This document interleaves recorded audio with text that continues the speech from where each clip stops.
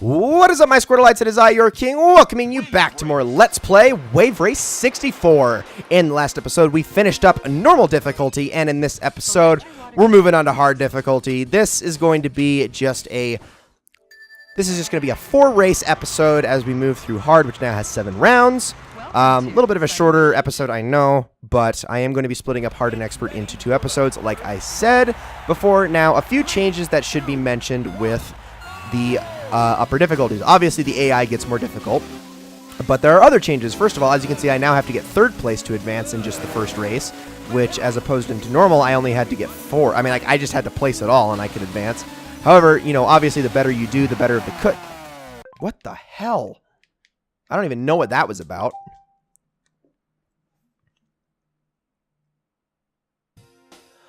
What is up, my Squirtleites? It is I, your king, welcoming you back to more Let's Play Wave Race 64. In the last episode, we finished up on normal difficulty, and in this episode, we're moving on into hard. First things first, I would like to mention this little thing right here. If you hold up on the control stick on each character, you can get different color options with each one, which I think is pretty darn cool. There's only 2 to pick from. That's the only ones you can switch between. We're going to be going with Ryota Hayami in this one, and we're just going to do the normal settings. He's the only character I would recommend that with. I mean, you can change things around with him to make him a little bit better, but I haven't played around with it enough, so honestly, I'm just not even going to bother. Now, I am going to be splitting this up into 2 episodes. Like I said before, we're going to do 4 races in this one and 3 in the next. I know they're going to make for pretty darn short episodes, but just bear with me. So, a few changes that should be mentioned as we move into the harder difficulty is that, well, first of all, obviously the AI gets more difficult, but also the courses themselves get more difficult. This more has to do with, like, the buoy placement.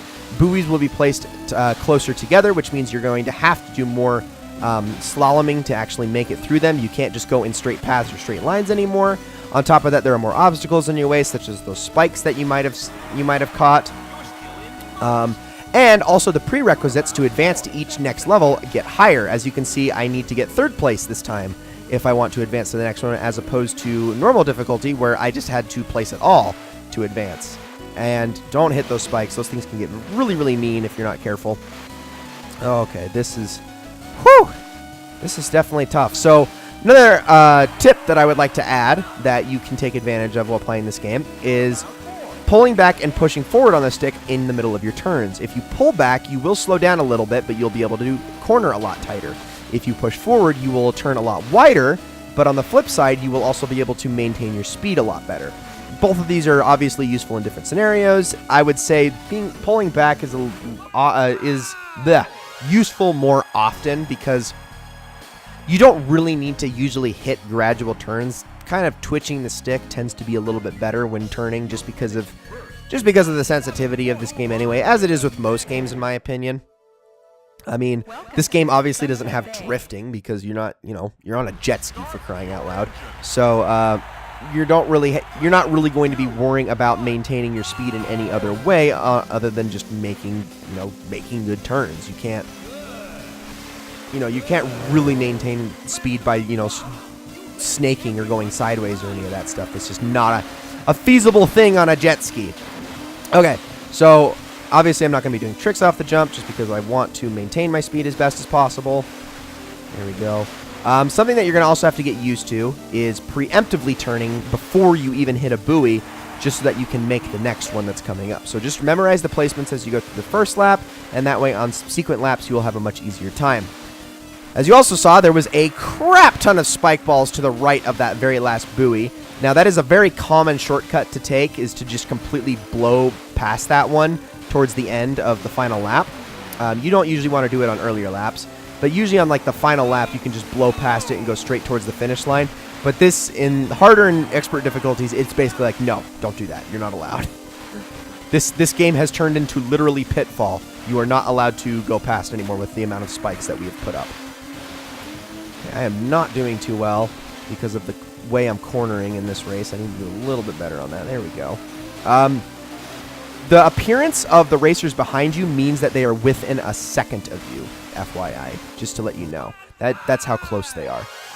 So really good last lap, and we now head on into the 3rd level with a really big cushion, which is nice. What's my total points cushion? 6 points. That's not bad. I just don't want to get fourth. Now, this level gets significantly harder on hard difficulty. It's very easy to miss some buoys on this one. So, one thing I want to mention is that slowing down does not make your turning better. So there's no, I mean, obviously there's no such thing as like water breaks or anything.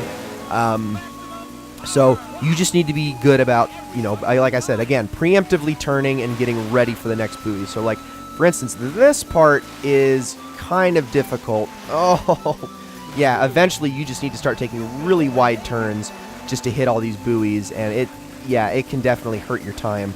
And the thing is oh my gosh, like for instance right there, I just couldn't make that turn. The thing is they just don't hold the CPU to the same standard as you. They don't have to worry about hitting or missing buoys like you do, which definitely does make this more difficult. So it looks like he took out Stuart, which I thought was kind of hilarious. Oh gosh, that was an accident. I accidentally pulled back on the stick right there, which is something I definitely need to be doing like right here to get to some of these buoys here. Come on, there we go. Oh my goodness, that is so tough. That's going to be the death of me when we get into expert mode, and I really can't afford to be doing that. Oh, come on. Let's go. Okay, I'm not going to really worry about missing them on this next lap, so let's just try to get up to speed and catch up as fast as possible. I'm kind of pretty far behind, which is not good. Here we go. Let's start regaining ground. I can actually afford to miss buoys this time, so I'm not going to try too hard to hit every single one. There we go. Yeah, no problem indeed. There we go. It was worth it, just so I could get rank 1, and boom! Whoo! Yeah. Unfortunately, like as you saw, I missed 2 on that lap, and I just can't do that every lap. I can only miss 4 at most in total, so had to kind of play that strategically, unfortunately. And now we move on to Marine Fortress, and this is when we're going to start getting into some of the side paths that open up in these courses. So it won't open up on the first lap, but there is an alternate path that opens up later on in this race that we will be able to take advantage of. So let's make that turn. Come on. There we go. Holy cow. That's a turn. I'm surprised I actually didn't lose my first place on that one. So whoa, geez, that was bad. Yep. Pulling back on the stick is definitely a strategic art that you have to master over time. This game is, like I said, this game is not easy. It's very difficult. And yes, like I said, it can be twitchy, but that doesn't mean the controls are bad. It's just more about learning the way that the game works and learning the game feel. I'm going to actually slow down just a little bit so I can make it over that. Ah! No! Oh, that's bad. That's bad. Okay. Okay, let's keep going. I would like to, at minimum... Oh, gosh, I can't make these turns, man. I would like to, at minimum, get second place in this. That's the goal. I'm not hurting for first place in every single course. Okay, so now that we have the alternate path opened up, this little wall opens. Now, be careful, because you are eventually, at some point, going to have to make a really tight turn right here if you want to catch up. See if we can actually hit this shortcut this time. Thank you. There we go, there we go, there we go. Make that turn. Oh, get out of here. Out of here. Go away. I don't want you. Oh! Frick! I did not see that box. That actually got me out of nowhere. Oh, this is bad. This is bad. This is really, really bad. This is really, really bad, bad, bad, bad, bad. And Mariner's already finished, so I don't think I'm going to get a good placement at all here. Suck. Oh, come on. I did awful. That was awful. Not good at all. Dang. I was really bad with my cornering in that one. So that is going to leave... Well, I still got a 10-point lead, so I guess that's not too bad. But I still have to maintain this for 3 more levels. But, ladies and gentlemen, we are going to be saving this one for the next episode. So, ladies and gentlemen, thank you all so very much for watching. I hope you all enjoyed this episode of Let's Play Wave Race 64 very, very much. And I will see you all in the next one.